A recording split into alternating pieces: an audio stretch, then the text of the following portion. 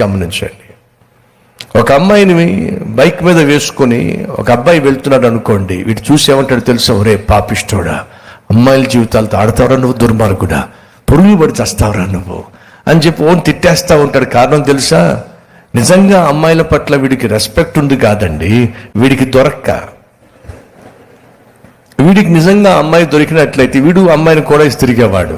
పాప వీడు ఎన్ని ప్రయత్నాలు చేసినా వీడి ముఖం ఎవరు చూడటల్లా.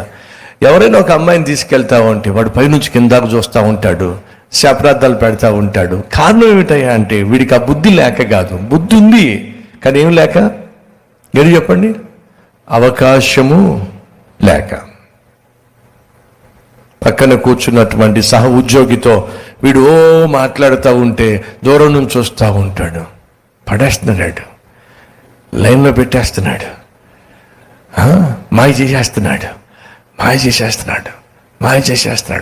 2 రోజులు అయిన తర్వాత వాళ్ళిద్దరు కలిసి బైక్ ఎక్కితే అనుకుంటానే ఉన్నాను, పనికి మాలినాడు, వీడు మాయ చేస్తాడని చెప్పి తిట్టేసుకుంటున్నాడు కదా. వీడికి నిజంగా మాయ చేసే ఉద్దేశం లేదా? అయ్యో, సంవత్సరం నుంచి ట్రై చేస్తాడు పక్కావిడితో. ఆమెమో వీడికి ఏమాత్రం లోపట్టల్లా.